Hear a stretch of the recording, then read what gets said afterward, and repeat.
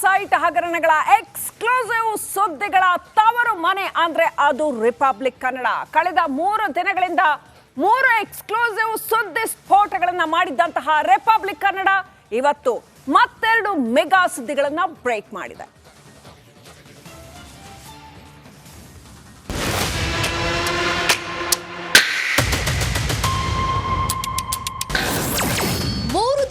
ಮೂರು MUDA mega exclusive.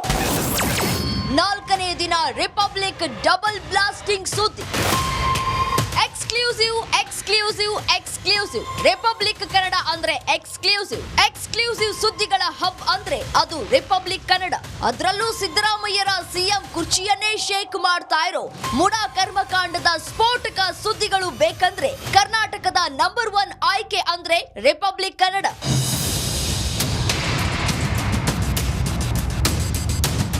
Republic Kannada ಕಳೆದ 3 ದಿನಗಳಿಂದ ರಣರೋಚಕ ಸುದ್ದಿಗಳನ್ನ ಹೊತ್ತು ತರ್ತಾ ಇದೆ. ಮುಡಾ ಹಗರಣದ ಆಳ ಅಗಲ ಕಲೆ ಹಾಕ್ತಾ ಇರುವ ರಿಪಬ್ಲಿಕ್ ಕನ್ನಡ ಮೊದಲ ದಿನ ವೈಟರ್ ಹಾಕಿದ ಪತ್ರದ ಮೊದಲ ದಾಖಲೆ ರಿಲೀಸ್ ಮಾಡಿತ್ತು. 2ನೇ ದಿನ ಅಂದ್ರೆ ಆಗಸ್ಟ್ 22ರಂದು ಸಿಎಂ ಪತ್ನಿ ಬರೆದಿದ್ರು ಎನ್ನಲಾದ ಪತ್ರಕ್ಕೆ ಸಾಕ್ಷ್ಯ ನೀಡಿ ಸ್ವತಃ ಸಿಎಂಗೂ ತಳಮಳ ಸೃಷ್ಟಿಸಿತ್ತು.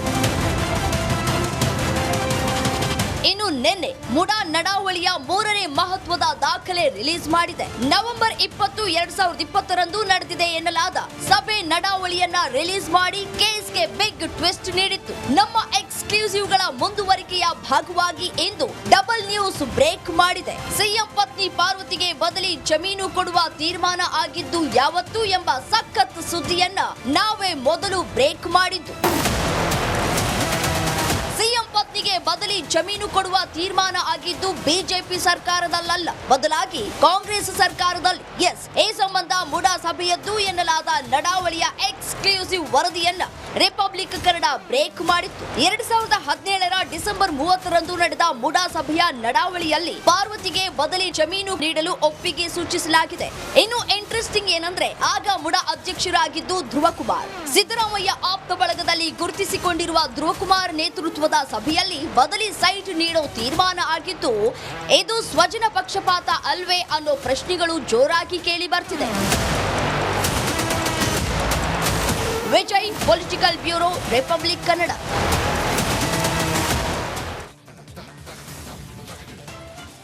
ಮುಡಾ ಹಗರಣ ಸಂಬಂಧ ಮಾಜಿ ಅಧ್ಯಕ್ಷ ರಾಜೀವ್ ಅವರ ಸಂದರ್ಶನವನ್ನ ರಿಪಬ್ಲಿಕ್ ಕನ್ನಡ ಮಾಡಿದೆ. ಸಿಎಂ ಪತ್ನಿಗೆ ನೀಡಲಾದ 14 ನಿವೇಶನಗಳ ಬಗ್ಗೆ ರಾಜೀವ್ ಮಾತನಾಡಿದ್ದಾರೆ. ಜಮೀನು ಡಿನೋಟಿಫೈ ಆಗಿದ್ದಂತಹ ಜಮೀನು ಅದು ಮತ್ತೆ ಡಿನೋಟಿಫೈ ಆಗಿದ್ಯಾಕೆ, ನೋಟಿಫೈ ಆಗಿದ್ದದ್ದು ಮತ್ತೆ ಡಿನೋಟಿಫೈ ಆಗಿದ್ಯಾಕೆ ಅನ್ನೋದನ್ನು ಕೂಡ ಹೇಳಿದ್ದಾರೆ. ಸೊ ಏನೆಲ್ಲ ಹೇಳಿದ್ರು, ಜಾಗಕ್ಕೆ ಹೋಗಿ ಭೇಟಿಯಾಗಿ ನಾನಲ್ಲಿ ಗಮನಿಸಿದೆ, ಅಲ್ಲಿ ಯಾವುದೇ ಎಲೆಕ್ಟ್ರಿಕ್ ವೈರ್ ಹೋಗಿಲ್ಲ, ಇತ್ಯಾದಿಗಳನ್ನೆಲ್ಲ ನಾನು ಕಣ್ಣಾರೆ ಕಂಡಿದ್ದೇನೆ ಅಂತ ಹೇಳಿ ಜಿಲ್ಲಾಧಿಕಾರಿಗಳು ಹಾಗೆ ತಹಶೀಲ್ದಾರ್ ಹೊರಡಿಸಿರುವ ಪತ್ರ ಇದೆ ನಮ್ಮ ರಿಪಬ್ಲಿಕ್ ಕನ್ನಡದ ಹತ್ರ. ಅಂದರೆ ಅವರಲ್ಲಿ ಹೋಗೇ ಇಲ್ಲ, ಹೋದರೂ ಕೂಡ ಸುಳ್ಳು ಹೇಳಿದ್ದಾರೆ ಜಿಲ್ಲಾಧಿಕಾರಿಗಳು, ತಹಶೀಲ್ದಾರ್. ಹೌದು ಇಲ್ಲ, ಇಲ್ಲಿ ಏನಾಗಿದೆ ಅಂದ್ರೆ ಆ ಪ್ಲಾನ್ ಅನ್ನ ಮಾಡಿದ ನಂತರ ಅವರಿಗೆ ಲೇಟರ್ ಸ್ಟೇಜ್ ಅಲ್ಲಿ ಸ್ವಲ್ಪ ಡೆವಲಪ್ಮೆಂಟ್ ಮಾಡೋ ಹಂತದಲ್ಲಿ ಪ್ರಾಧಿಕಾರದವರಿಗೆ ಪ್ರೊಬಬಲಿ ಇದು ಡಿನೋಟಿಫೈ ಆಗಿದೆ ಅಂತ ಗೊತ್ತಿದೆ. ಒಂದು major portion of the land ಅನ್ನ ಅವ್ರು ಹಾಗೆ ಬಿಟ್ಟಿದ್ದಾರೆ. ಅಲ್ಲಿ ಪಾರ್ಕ್ ಮತ್ ಬಿಟ್ಟು ಒಂದಷ್ಟು ಖಾಲಿ ಪ್ರದೇಶನೂ ಬಿಟ್ಟಿದ್ದಾರೆ. ಆ ಖಾಲಿ ಪ್ರದೇಶವನ್ನ ನೋಡಿ ಕೊಟ್ಟಿರ್ಬೋದು ಏನೋ ನನಗಿದು. ಹಂಗ್ ಮಾಡ್ಲಿಕ್ಕೆ ಸಾಧ್ಯನಾ? ಈಗ ಹೋಗಿರೋದು 3.6 ಎಕರೆ ಭೂಮಿ ಬಗ್ಗೆ, ಅದನ್ನ ಕನ್ವರ್ಷನ್ ಮಾಡೋ ಬಗ್ಗೆ. ಇಲ್ಲ ನಾನು ಅದ್ರಲ್ಲಿ 1/4 ಗುಂಟೆ ಮಾತ್ರ ನೋಡ್ಕೊಂಡ್ ಬರ್ತೀನಿ, ಮಿಕ್ಕಿದ್ದೆಲ್ಲ ನೋಡೋಲ್ಲ, ನಾನು 1/4 ಗುಂಟೆ ನೋಡ್ಬಿಟ್ಟು ಸೈನ್ ಹಾಕ್ತೀನಿ. ಯಾವ ನಿಯಮ? ನಾವು ಗಮನಿಸಬೇಕಾದಂತ ಅಂಶ ಏನಂತಂದ್ರೆ ಅಲ್ಲಿ ವರದಿ ಗ್ರೌಂಡ್ ಅಲ್ಲಿ ಹೋಗಿ ಸ್ಪಾಟ್ ಹೋಗಿ ವರದಿ ಕೊಡುವಂತವ್ರು ವಿಎ ಮತ್ತು ರೆವಿನ್ಯೂ ಇನ್ಸ್ಪೆಕ್ಟರ್ ಮ್ಯಾಕ್ಸಿಮಮ್ ಅಂದ್ರೆ ತಹಸೀಲ್ದಾರ್ ಇರ್ತಾರೆ ಹೊರತು ಡಿಸಿ ಅವ್ರು ಯಾರು ಸ್ಥಳ, ಯಾಕೆಂದ್ರೆ ನೂರಾರು ಪ್ರಕರಣಗಳು ದೈನಂದಿಕವಾಗಿ ಅಲಿನೇಷನ್ ಬರ್ತವೆ. ಹಾಗಾಗಿ ತಹಸೀಲ್ದಾರ್ ತಪ್ಪು ಮಾಡಿದ್ದಾರೆ. ಅಲ್ಲ, ನನಗೆ ಅವತ್ತೇನಿತ್ತು ನನಗೆ ಗೊತ್ತಿಲ್ಲ, ನಾನು ಅದ್ರ ಬಗ್ಗೆ ನಾನು ಸ್ಪಷ್ಟ ಮಾಡಕ್ಕಾಗಲ್ಲ. ಬಟ್ ಒಂದೇನಂದ್ರೆ ಪ್ರೊಸೀಜರ್ ಇರತಕ್ಕಂಥದ್ದು ಈ ರೀತಿ ಇದೆ. ನಾನು ಬೇರೆ ಹೇಳ್ತಿಲ್ಲ, ಪ್ರೊಸೀಜರ್ ಬಗ್ಗೆ ಮಾತ್ರ ಮಾತಾಡ್ತಾ ಇದ್ದೀನಿ.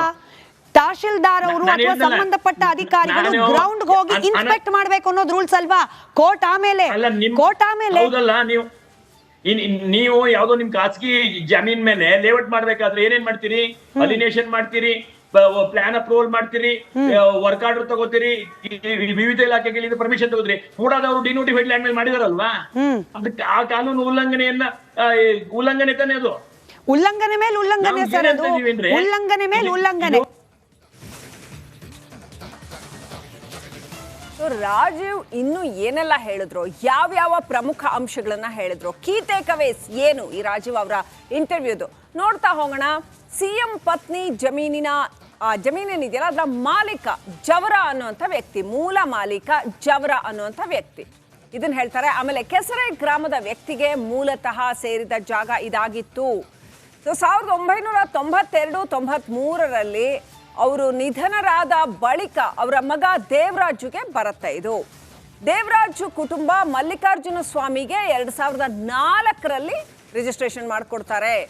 ಪಾರ್ವತಿ ಅವರ ಸಹೋದರನ ಹೆಸರಿಗೆ 2004ರಲ್ಲಿ ರಿಜಿಸ್ಟ್ರೇಷನ್ ಆಗಿರುವಂಥದ್ದು, ಅಲ್ಲಿವರೆಗೂ ಅವ್ರದ್ದಲ್ಲ. 2005ರಲ್ಲಿ ಮಲ್ಲಿಕಾರ್ಜುನ ಸ್ವಾಮಿ ಜಮೀನನ್ನ ಬೇರೆಯವ್ರಿಗೆ ಕೊಡಲಾಗತ್ತೆ. 2010ರಲ್ಲಿ ಪಾರ್ವತಿ ಅವರಿಗೆ ಸಹೋದರಿ ಅಂತ ಮಲ್ಲಿಕಾರ್ಜುನ ಸ್ವಾಮಿ ಅವರು ಗಿಫ್ಟ್ ಡೀಡ್ ಮಾಡಿಕೊಡ್ತಾರೆ. 2014ರಲ್ಲಿ ಮೂಡಾ ಬಡಾವಣೆ ಮಾಡಿ ನಿವೇಶನ ಹಂಚಿತ್ತು. ಆಗ ಸಿಎಂ ಪಾರ್ವತಿ ಅವರು ಕೃಷಿ ಭೂಮಿಯನ್ನು ಉಪಯೋಗಿಸಕ್ಕೆ ಆಗಲ್ಲ ಅಂತ ಹೇಳಿ ಆಗ ಮತ್ತೆ ನಮಗೆ ಕಾಂಪನ್ಸೇಟರಿ ಜಮೀನು ಕೊಡಿ ಅಂತ ಕೇಳಿದ್ರು ಅನ್ನೋಂಥದ್ದು. ಹೀಗಾಗಿ ಪಾರ್ವತಿ ಅವರು ಮೂಡಾಗೆ ಅರ್ಜಿ ಸಲ್ಲಿಸ್ತಾರೆ, ಹೀಗಾಗಿದೆ ನಮ್ಮ ಜಮೀನು ಅಂತ. ನೋಟಿಫೈ ಆದ ಜಾಗದಲ್ಲಿ ಡಿನೋಟಿಫೈ ಆದರೆ ಯಾವುದೇ ಅಭಿವೃದ್ಧಿ ಮಾಡಂಗಿರಲ್ಲ. ಇದನ್ನ ರಾಜೀವ್ ಅವ್ರು ಹೇಳೋ ಅಂಥದ್ದು. ಅವ್ರು ಏನೇನು ಹೇಳಿದ್ರು ಅಂತ ಅವರ ಇಂಟರ್ವ್ಯೂನ ಟೇಕ್ಅವೇಸ್ ಪಾಯಿಂಟ್ಸ್ ನಾನು ನಿಮ್ಗೆ ಹೇಳ್ತಾ ಇದ್ದೀನಿ. ಡಿನೋಟಿಫೈ ಆದ್ಮೇಲೂ ಕೂಡ ಅಭಿವೃದ್ಧಿ ಆದರೆ ಮೂಲ ಮಾಲೀಕರ ಹೆಸರಲ್ಲೇ ಇರುತ್ತೆ. ಮೂಡಾ ನಿವೇಶನವನ್ನ ಹಂಚಿದ್ರೆ ಭೂಮಾಲೀಕರು ಒಪ್ಪಿದ್ರೆ ಬೇರೆ ಕಡೆ ಜಮೀನು ಕೊಡ್ತೀವಿ ನಾವು ಅಂತ. ಸರಿ, ಅದು ಎಲ್ರಿಗೂ ಗೊತ್ತಿರೋ ಅಂಥ ನಿಯಮನೇ, ಕಾಂಪನ್ಸೇಟರಿ ಲ್ಯಾಂಡನ್ನು ಕೊಡುತ್ತೆ ಮೂಡಾ. ಆದರೆ ಹೆಂಗೆ, ಯಾವ್ಯಾವ ನಿಯಮಗಳ ಅಡಿಯಲ್ಲಿ, ಇದು ನಾವು ಕೇಳ್ತಿರೋ ಪ್ರಶ್ನೆ. ಇನ್ನು ರಾಜೀವ್ ಅವರು ಕಂಟಿನ್ಯೂ ಮಾಡ್ತಾರೆ, ಈ ಭೂಮಾಲೀಕರು ಕೋರ್ಟಿಗೆ ಹೋಗಿದ್ರೆ ಭೂಮಾಲೀಕರಿಗೆ ಅವರಿಗೆ ಕಾಂಪನ್ಸೇಟರಿ ಜಮೀನನ್ನು ನೀಡಿ ಅಂತ ಕೋರ್ಟ್ ಹೇಳುತ್ತೆ ಅಂತ ಹೇಳಿದ್ರು. ನಮ್ದೇನು ಅಬ್ಜೆಕ್ಷನ್ ಇಲ್ಲ ಅದಕ್ಕೆ. ಮೂಡಾ ತಪ್ಪು ಮಾಡಿದ್ರೆ ಮೂಡಾನೇ ಪರಿಹಾರ ಕೊಡಬೇಕಿತ್ತು, ಹಾಗಾಗಿ ಕೊಟ್ಟಿದ್ದೀವಿ ಅನ್ನೋ ಅರ್ಥದಲ್ಲಿ ಮಾತಾಡ್ತಾರೆ ರಾಜೀವ್ ಅವರು. ಭೂಸ್ವಾಧೀನ ಪ್ರಕ್ರಿಯೆ 98ಲ್ಲಿ ಆಗಿದೆ, 4-5 ವರ್ಷಗಳ ಬಳಿಕ ಆ ತಪ್ಪು ಗೊತ್ತಾಗಿದೆ ಅಂತ. 4-5 ವರ್ಷದವರೆಗೂ ಏನು ಗೊತ್ತಾಗ್ಲಿಲ್ವಾ ಇದು ಪಾರ್ವತಿ ಅವರಿಗೆ ಸೇರಿದ ಜಮೀನು ಅನ್ನೋದು ಗೊತ್ತಾಗ್ಲಿಲ್ವಾ? ಆ 4-5 ವರ್ಷದ ನಂತರ ತಪ್ಪಾಗಿರೋದು ಗೊತ್ತಾಗತ್ತಾ? ಅಥವಾ ಆ ಜಮೀನು ಬೇರೆ ಖಾಸಗಿ ಜಮೀನು ಅನ್ನೋದು ಆ ನಂತರ ಗೊತ್ತಾಗತ್ತಾ? ಅಲ್ಲಿವರೆಗೂ ಯಾರು ಏನೂ ಆ್ಯಕ್ಷನ್ ತಗೊಳ್ಳಿಲ್ವಾ? ಆಗ ಸಂಬಂಧಪಟ್ಟ ಮೂಡಾ ಅಧಿಕಾರಿಗಳ ವಿರುದ್ಧ ಅವತ್ತೇ ಕ್ರಮ ಆಗಿದ್ರೆ ಸಮಸ್ಯೆ ಆಗ್ತಿರ್ಲಿಲ್ಲ ಅಂತ ರಾಜೀವ್ ಅವರು ಹೇಳೋದು. ಮೂಡಾದಿಂದ ತಪ್ಪಾಗಿ ಡಿನೋಟಿಫೈ ಆಗಿ ಡೆವಲಪ್ ಮಾಡಿಬಿಟ್ಟಿದೆ ಅಂತ. ನೋಡಿ ಎಷ್ಟೆಷ್ಟು ದೊಡ್ಡ ವಿಚಾರ, ತಪ್ಪಾಗಿ ಡಿನೋಟಿಫೈ ಮಾಡಿ ಲ್ಯಾಂಡನ್ನು ಡೆವಲಪ್ ಮಾಡಿಬಿಟ್ಟಿದೆಯಂತೆ. ಹಾಗಾಗಿ ಅದು ಸಿಎಂ ಪತ್ನಿಗೆ ಸೇರಿದ್ದು, ಹಾಗಾಗಿ ಅವ್ರಿಗೆ ಕಾಂಪನ್ಸೇಟರಿ ಜಮೀನು ಕೊಟ್ಟರೆ ಸರಿ ಇತ್ತು. ಯಾವ ಥರದ ವಾದ ಇದು ಅನ್ನೋದು ಅರ್ಥ ಆಗಲ್ಲ. ಇದು ಗೊತ್ತಿಲ್ಲದೇನೆ ದೇವರಾಜು ಅವರು ಸಿಎಂ ಬಾವು ಮೈದನಿಗೆ ಇದನ್ನ ಮಾರಿದ್ದಾರೆ ಅಂತ. ಒಂದ್ ಕಡೆ ಮೂಡಾ ಡೆವಲಪ್ ಮಾಡಿಬಿಟ್ಟಿದೆಯಂತೆ, ಅದು ಗೊತ್ತಿಲ್ಲದೇನೆ ದೇವರಾಜು ಅವರು ಸಿಎಂ ಬಾವು ಮೈದಾಗೆ ಈ ಜಮೀನನ್ನ ಮಾರ್ಬಿಟ್ಟಿದಾರಂತೆ, ರಾಜೀವ್ ಅವರ ವಾದ. ರೆವಿನ್ಯೂ ಅಧಿಕಾರಿಗಳು ಈ ಬಗ್ಗೆ ದಾಖಲೆ ಪರಿಶೀಲಿಸಬೇಕು. RTCಯಲ್ಲಿ ಕೃಷಿ ಭೂಮಿ ಅಂತ ಉಳ್ಕೊಂಡ್ರೆ ದಾಖಲೆ ಮೂಲಕ ಡಿನೋಟಿಫೈ ಮಾಡಬೇಕು. ವಿವಾದದ ಜಾಗಕ್ಕೆ ಹೋಗಿ DC ತಹಶೀಲ್ದಾರ್ ಹಾಗಾದ್ರೆ ಸುಳ್ಳು ಹೇಳಿದ್ರಾ ಅನ್ನೋದು ರಿಪಬ್ಲಿಕ್ ಕನ್ನಡ ಎತ್ತಿದಂತಹ ಪ್ರಶ್ನೆ. ಕೃಷಿ ಭೂಮಿ ಕನ್ವರ್ಷನ್ಗೆ ಬಂದಿದ್ರಿಂದ ದಾಖಲೆ ನೋಡಿ ತಹಶೀಲ್ದಾರ್ ಮಾಡಿದ್ದಾರೆ ಅಂತ ರಾಜೀವ್ ಅವರು ಹೇಳಿದ್ರು. ತಹಶೀಲ್ದಾರ್ ಜಾಗಕ್ಕೆ ಹೋಗಿ ರೂಲ್ಸ್ ಫಾಲೋ ಮಾಡದೇನೆ ಕೃಷಿ ಭೂಮಿ ಕನ್ವರ್ಟ್ ಮಾಡಿಬಿಟ್ರ ಹಂಗಾದ್ರೆ ಅನ್ನೋದು ಪ್ರಶ್ನೆ. ಈ ಜವರ ಅನ್ನೋಂಥ ವ್ಯಕ್ತಿ ಸತ್ತು 5 ವರ್ಷ ಆದಮೇಲೆ ಅವರ ಹೆಸರಲ್ಲಿ ದೇವರಾಜ್ ಅವರು ಮತ್ತೆ ಡಿನೋಟಿಫೈಗೆ ಅರ್ಜಿ ಕೊಡ್ತಾರೆ. ಆ ಸರ್ವೆ ನಂಬರ್ಗೆ ಡಿನೋಟಿಫೈ ಆಗುತ್ತೆ ಹೊರತು ಅದು ವ್ಯಕ್ತಿ ಹೆಸರಲ್ಲ ಅಂತ ರಾಜೀವ್ ಅವರು ಹೇಳೋದು. ಸಬ್ ರಿಜಿಸ್ಟ್ರಾರ್ ಅಧಿಕಾರಿಗೆ ಕೇವಲ ರಿಜಿಸ್ಟರ್ ಮಾಡೋದು ಬಿಟ್ಟರೆ ಬೇರೆ ಏನೂ ಇಲ್ಲ. 2001ರಲ್ಲಿ ಸದರಿ ನಿವೇಶನ ಹಂಚಿಕೆ ಆಗಿದೆ, ಲೇಔಟ್ ಜಾಗವನ್ನು ಖರೀದಿ ಮಾಡಿದ್ದಾರೆ, ಕೃಷಿ ಭೂಮಿ ಡಿನೋಟಿಫೈ ಆಗಿದೆ. ಇವೆಲ್ಲ ಇದ್ರೂ ಕೂಡ ಬದಲಿ ನಿವೇಶನ ಹೇಗೆ ಕೇಳಿದ್ರು ಅನ್ನೋದು ನಮ್ಮ ಪ್ರಶ್ನೆ. ಪಾರ್ವತಿ ಅವರಿಗೆ ಭೂಮಿ ವಿಚಾರವಾಗಿ ಯಾವುದೇ ಮಾಹಿತಿ ಇರಲ್ಲ ಅನ್ನೋದು ರಾಜೀವ್ ಅವರು ಹೇಳಿರ್ತಕ್ಕಂಥದ್ದು. ತಪ್ಪು ಮಾಡಿರೋದು ಅಧಿಕಾರಿಗಳು, ಸಿಎಂ ಅಲ್ಲ, ಪಾರ್ವತಿ ಅವರಲ್ಲ ಅಂತ ರಾಜೀವ್ ಅವರು ಡಿಫೆಂಡ್ ಮಾಡ್ಕೊಂಡಿದ್ದಾರೆ.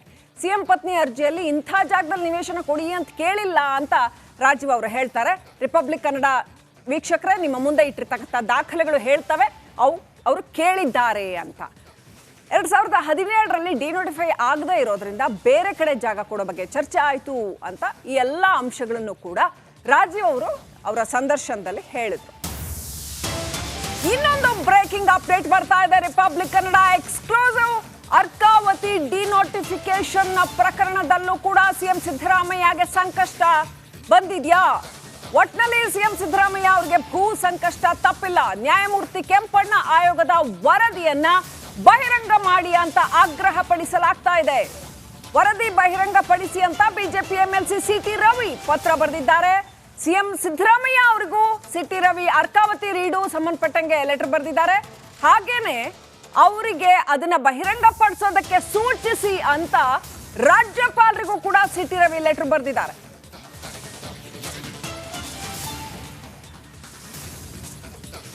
ಸಿಎಂಗೆ ಮತ್ತೊಂದು ಭೂ ಸಂಕಷ್ಟ. ಅರ್ಕಾವತಿ ವಿಚಾರದ ಪ್ರಕರಣ ಏನಿತ್ತು, ಡಿನೋಟಿಫಿಕೇಶನ್ ಪ್ರಕರಣ, ಅದು ಕೂಡ ಮುನ್ನೆಲೆಗೆ ಬರುತ್ತಾ. ಅದರ ವರದಿ ಏನಿದೆ ಅದನ್ನ ಬಹಿರಂಗ ಮಾಡಿ ಅಂತ ಸಿಟಿ ರವಿ ಆಗ್ರಹ ಪಡಿಸಿದ್ದಾರೆ.